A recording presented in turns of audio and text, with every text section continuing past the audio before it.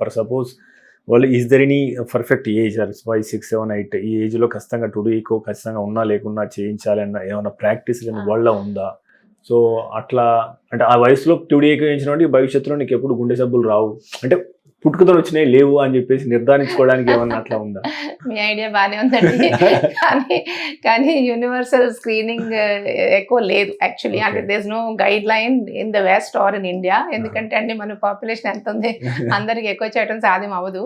So high risk actually that's a very good question actually. ఎందుకంటే కడుపు లోపల చెయ్యాలి. సో ఇప్పటికీ అంటే every pregnant mother gets targeted imaging for anomalies అని టీఫా స్కాన్ అని చేస్తారు 20 weeks లో. కానీ అన్ఫార్చునేట్గా చాలాసార్లు స్పెషల్లీ పెరిఫరీస్లో అందులో హార్ట్ స్క్రీనింగ్ కంప్లీట్గా ఉండదు. సో కొన్నిసార్లు మిస్ అయిపోతాయి హార్ట్ డిఫెక్ట్స్. సో ఈ మధ్య అంటే universal screening of foetal heart చేయాలి. ఎందుకంటే నేను చెప్పినట్టుగా congenital heart disease is the most common anomaly. అన్ని అవయవాల్లో మీరు అనామలీస్ తీసుకుంటే హార్ట్ డిజీజే మోస్ట్ కామన్. అండ్ ఎక్కువ పిల్లలు చనిపోయేది ఇన్ఫెన్సీలో 0 to 1 year ఎక్కువ మటుకు చనిపోయేది హార్ట్ డిజీజ్ వల్లే. మీరు డేటా తీసుకుంటే మన డెత్ రేట్స్ తీసుకుంటే హార్ట్ డిజీజ్ వల్లే. అందుకే very important to detect early. So ఈ ఫీటల్ ఎక్కువ ఏదైతే నేను చెప్పానో కడుపులో చేసేది అది ప్రతి ప్రెగ్నెంట్ ఉమెన్ హార్ట్ చూయించుకోవాలి. అంటే కొన్నిసార్లు రేడియాలజిస్ట్ చేస్తారు, కొన్నిసార్లు గైనకాలజిస్ట్ చేస్తారు, కానీ మేము స్పెషలిస్ట్ ఎవరో ఒకరు కానీ మొత్తం మీద heart should be seen thoroughly అన్నిట్లో. అప్పుడు మనకి ఎర్లీ డిటెక్షన్ అక్కడే జరిగిపోతుంది. తల్లిది తల్లిది కాదు, బిడ్డ గురించి అంటే కడుపులోనే డిటెక్ట్ చేసే అవకాశం ఉంది మనకి. సో యాక్చువల్లీ మనం ఎఫెక్టివ్గా ఈ ప్రోగ్రామ్ ఫీటల్ ఎక్కువ అందరికీ చేయగలిగితే మనం మిస్ కాకూడదు. అంటే ప్రతి పుట్టక ముందే మనకు తెలియాలి. సో అప్పుడు దాని అడ్వాంటేజ్ ఏంటంటే కొన్నిసార్లు ఆ పిల్లలకి స్పెషల్ టైప్గా డెలివరీ చేయడం, లేకపోతే డెలివరీ చేయగానే ట్రీట్మెంట్కి తీసుకెళ్ళడం అలా మిస్ అవ్వ అనమాట. ఎందుకంటే 25% ఆఫ్ హార్ట్ డిఫెక్ట్స్లో అర్లీగా ట్రీట్ చేయకపోతే, ఇన్ఫెన్సీలో ట్రీట్ చేయకపోతే చనిపోతారు వాళ్ళు. సో ఆ మిస్ అయ్యే ఛాన్సెస్ మనకు ఉండవు ఎప్పుడైతే మనం ఫీటల్ డయాగ్నోసిస్ చేస్తాము. So universal screening of foetal heart ఉంది, కానీ మనకి పుట్టిన తర్వాత అలా ఏమీ లేదు. ఎందుకంటే 1 in 100 కాబట్టి మనం ఆ 1 disease పిక్ చేయడానికి 99 మందిని స్క్రీన్ చేస్తున్నాం. అది అంటే ఫిజికలీ మన పాపులేషన్తో నాట్ పాసిబుల్. కాకపోతే ప్రతి ఒక్కరూ పిల్లలు పీడియాట్రిషియన్ దగ్గరికి అయితే అందరూ వెళ్తారు ఏదో ఒక టైంలో. సో అక్కడ స్క్రీనింగ్ చేసుకుని మళ్ళీ రెఫర్ చేసుకోవడం అలా చేసుకుంటారు, కానీ యూనివర్సల్ స్క్రీనింగ్ ఆఫ్ చిల్డ్రన్ లేదు. అండ్ దెన్ మీరు అన్నట్టుగా పుట్టుకతో ఉన్న జబ్బులు ఏదో ఒక స్టేజ్లో పిక్ అవ్వాలి. కొన్ని రేర్గా పుట్టుకతో లేని జబ్బులని మనం పిక్ చేయలేము.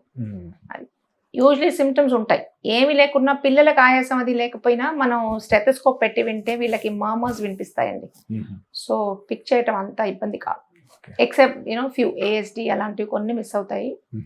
కానీ యూనివర్సల్ స్క్రీనింగ్ అంటే it's not viable, it's not practical మన పాపులేషన్తో చూస్తాం.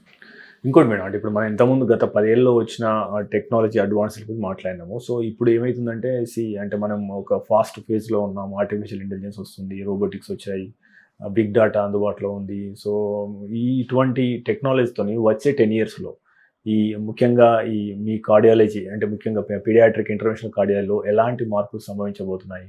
సో దేని మీద ఎక్కువ వర్క్ జరుగుతుంది? సో మీరు ఏమి ఇన్వెస్టిగేట్ చేస్తున్నారు? ఎటువంటి టెక్నాలజీ వస్తాయి? రైట్ అండి, అది వెరీ కరెంట్ క్వశ్చన్ ఇది. సో రోబోటిక్ సర్జరీ చాలా ఫీల్డ్స్లో అవుతుంది. So that is a possibility. ఇండియాలో అయితే ఇప్పటి వరకు అది లేదు. ఎందుకంటే congenital heart disease surgery tends to be very complex, actually very complex and long. So ఇప్పటి వరకు అయితే మేము అది అప్లై చేయలేదు నాకు తెలిసినంత వరకు. కానీ there is always a chance that ఫ్యూచర్లో అది చేయొచ్చు. ఈ మధ్య డెవలప్మెంట్ ఏంటంటే వర్చువల్ మోడల్స్ చేస్తున్నాం.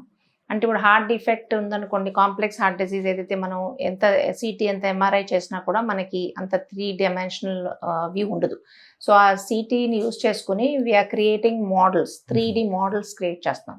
ఎగ్జాక్ట్గా హార్ట్ డిజీజ్ ఎలా ఉందో అలాగా.